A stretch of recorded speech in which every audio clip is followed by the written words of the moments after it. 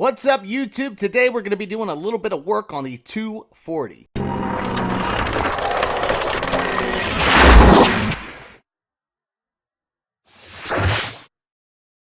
Okay guys, so you can see that we have stripped out the complete interior. We have some sound deadening mat. This is similar to what it is. We're going to pull this out because this guy had already done this on here.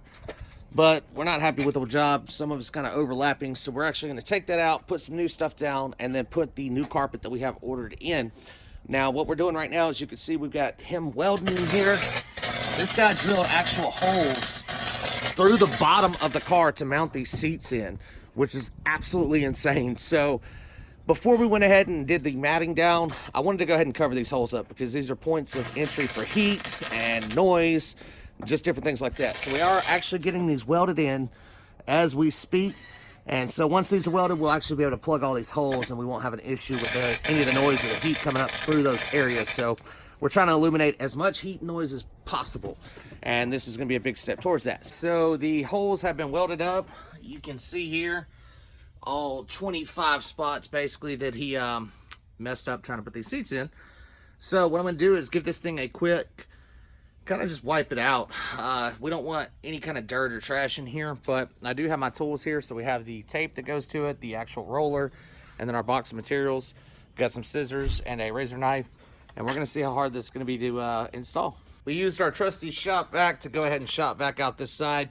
Basically, this is an adhesive. You just don't want it to have any particles or anything that will cause it to not stick. So we've actually just shop vaced it out.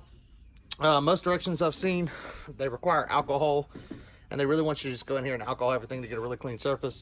I don't have any laying around, and I don't want to use any chemical because that could actually give it a negative effect on the actual adhesion. So I'm just going to go ahead and stick it down. It should be fine. I've got the roller and everything else, so, and it's pretty clean.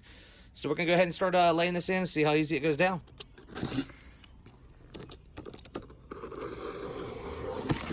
2 hours later. Okay guys, so earlier I was working on this. I actually had to take a break to go get some dinner with the family, and the whole time I thought I was recording, my GoPro battery had died, so I didn't get any footage of actually putting it in.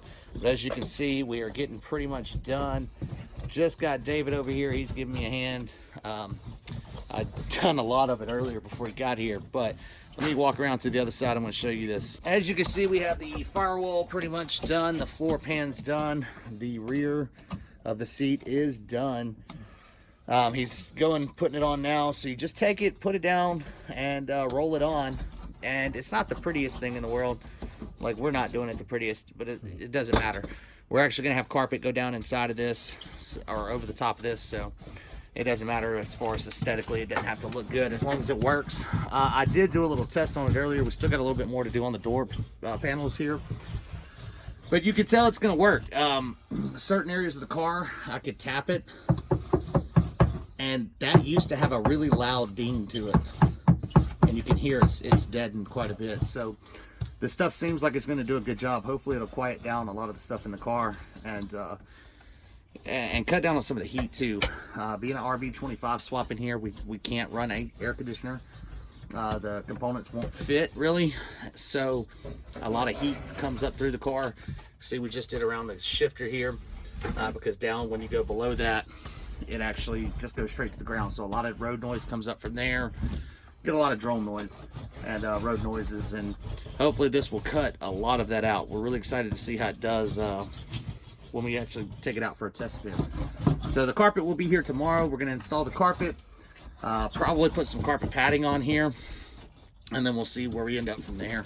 Just to clarify, also, there are a few brands of this stuff out there. This happens to be the Noiko. It's not Dynamat, so if I said Dynamat throughout the video, it's Noiko, not Dynamat. But Dynamat's just more of a common expression, and you know what I'm talking about when we say Dynamat. The thing with Dynamat is, I did a comparison video. There are basically two or three major brands of this stuff. One of them being your Dynamat. This comes in a box. It's 9 sheets, 36 square feet. Dynamat is $250. And I believe it's like 56 milliliters thick. And this Noiko is like 80 something milliliters thick, 86 I believe. And it's $64.99 for the same amount. So I went with this because it's thicker. When I was looking up another video, somebody did a side-by-side comparison. They said that this actually has better heat resistance because of some of the material that's used in this product. So we're hoping, you know, because just as much as sound deadening, we wanted to cut out heat. Now the Dynamat, I could see it being a bit of fit if you were some kind of, you know, wanted to just straight up drift the car. We're trying to shave weight to drag race. I'm actually trying to restore this car, get it nice. So the weight, the extra weight doesn't bother me, but this stuff is pretty heavy. And you could tell that if you put a lot in here, it would definitely add quite a bit of weight to your car. So if that's a concern, you might want to look for something a little thinner, or just, you know, who cares about soundproofing at that point, right? But we're actually going to come back when we get the carpet and show you how we're tidying up, finishing up from there. So we'll see you then. All right, guys, so continued improvisions of the 240.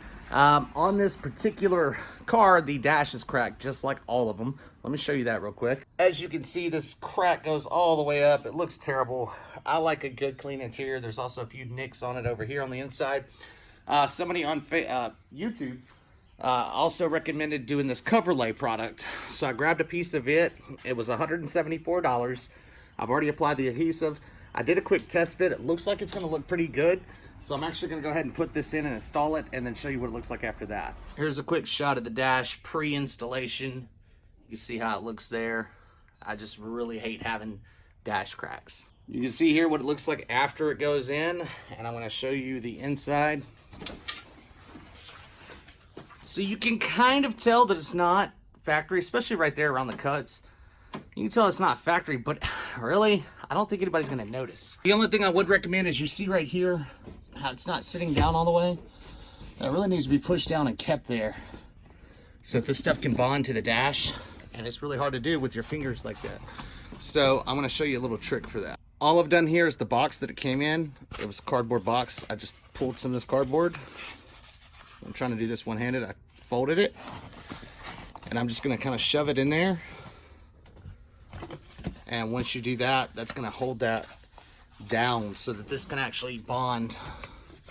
It might be a little too much. Yeah, you see how it's holding it down? And then that's going to make it to where it'll actually bond right there and not come up.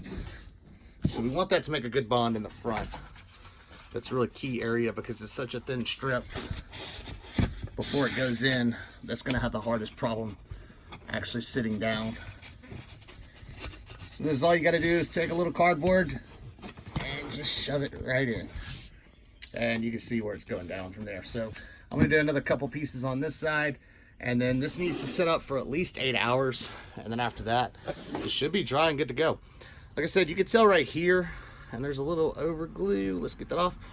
But it's not quite factory. But honestly, guys, I mean, as opposed to buying another dash and completely having to remove it, this is really a quick, easy solution, and this won't crack, so this will be perfect. Also today, we got our new pre-molded black carpet in. It looks great. It's already got padding on the bottom.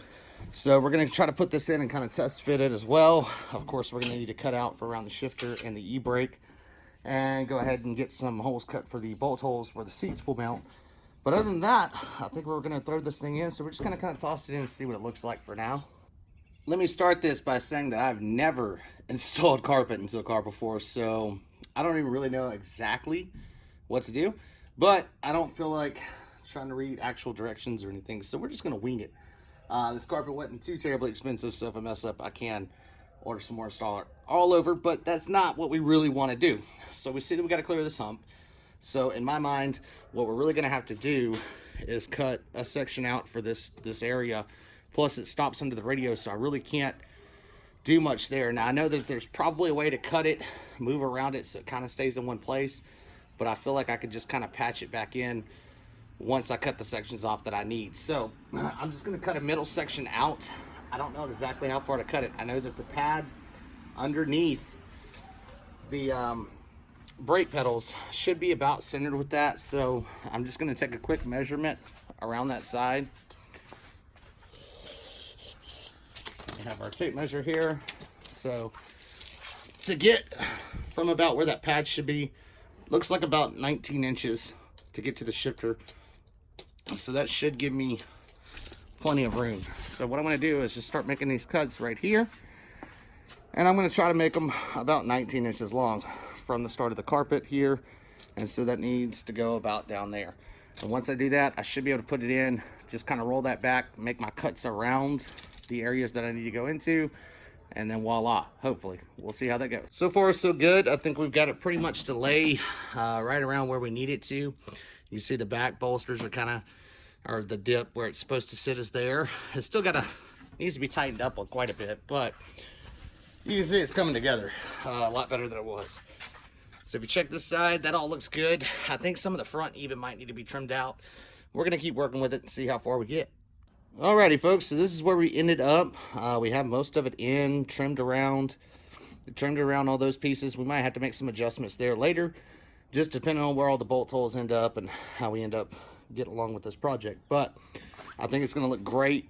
It's a great fitment. So we do have the dash cover still drying, which is going to be awesome to have the dash cover on. Get our gauges back up and then get this new carpet in. And then we have a seat delete coming for this section here. As soon as I get done making it, we'll be ready to go on that. I'm probably going to wrap that because it's just solid aluminum. But you guys let me know in the comments what y'all think, how I should wrap it. Also, we're going to do carbon fiber door panels here, so that'll really clean this whole car up in the way it looks. Next will be the headliner. As you can see, I want to go ahead and get that down and put some new headliner in it. So I'm really happy with the way it's shaping up and how this is going to turn out. This car is going to be beautiful, hopefully, once we get done, and really just be something to look at. And for the closing bit, I have the harness bar almost installed. I still have to cut these panels here so that they will actually go back up and mount behind that part of the bar. And then I have to get some longer bolts because the kit didn't come with long enough bolts to actually install this. These are actually, bars are supposed to go down here to where the seat belts originally clip in. That didn't work at all. So I've seen people mount them here, and there's a little spot right underneath that other side where they'll mount. Hopefully that'll work. It shouldn't be a problem. Shouldn't affect the seats or anything like that. They'll be able to come back as far as they need to go. I've already got my carpet dirty, which is awesome. But the harness bar is in there, so I will be able to mount my seatbelt brackets and all that good stuff.